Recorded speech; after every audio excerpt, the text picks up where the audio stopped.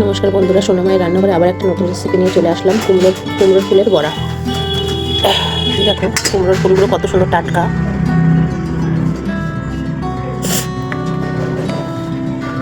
কুমড়োর ফুল বড়ার জন্য আমি এখানে নিয়ে নিয়েছি চালের গুঁড়ো আর বেসন। আমি কাপ মেপে নিয়েছি হাফ কাপ করে। অনেকগুলো ফুল তো 20-25টা ফুল।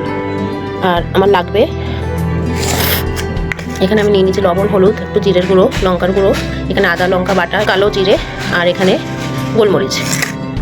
আর আমার একটু লাগবে তিল। আপনারা দেখতে থাকুন। ব্যাটারটাকে আমি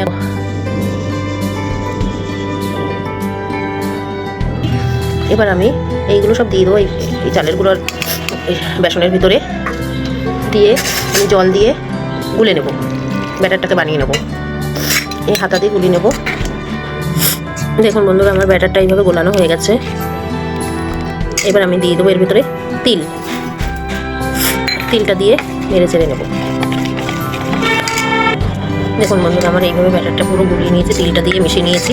এবার আমি বড়াগুলো ভেজে নেব। কড়াইটা আমি বসিয়ে দিয়েছি, কড়াইতে আমি তেল দিয়ে দিয়েছি। কড়াইটা গরম হয়ে গেছে। আপনারা চাইলে, আমি এখানে সাদা তেল দিয়েছি, আপনারা চাইলে সরষের তেলও দিতে পারেন।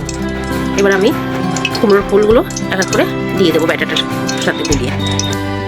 আমি এইভাবে এক একটা করে দেবো, আর এক একটা করে এইভাবে দেবো, দিয়ে আমি কড়াইতে দিয়ে দেবো। দেখো বন্ধুরা, কত সুন্দর লাগছে দেখতে। আপনারা চাইলে এখানে আমি কালো জিরে দিয়েছি, কালো জিরেটা নাও দিতে পারেন। শুধু তিল দিলেও খুব খেতে সুন্দর লাগে। আপনারাও বাড়িতে এইভাবে বানিয়ে খাবেন, খুব সুন্দরই লাগে খেতে।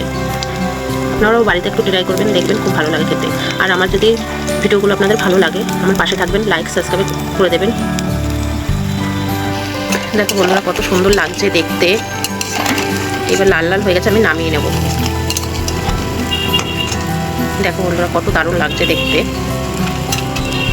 এইভাবে আমি সব ফুলগুলোকে ভেজে নেব, কুমড়োর ফুলের বড়াগুলোকে। দেখো বন্ধুরা, কত সুন্দর হয়েছে কুমড়ো ফুলের বড়াগুলো। এত টেস্টি খেতে হয়। বিকালে চায়ের সাথেও আপনারা খেতে পারেন, ডালের সাথেও খেতে পারেন। খুব সুন্দর একটা সহজ রেসিপি।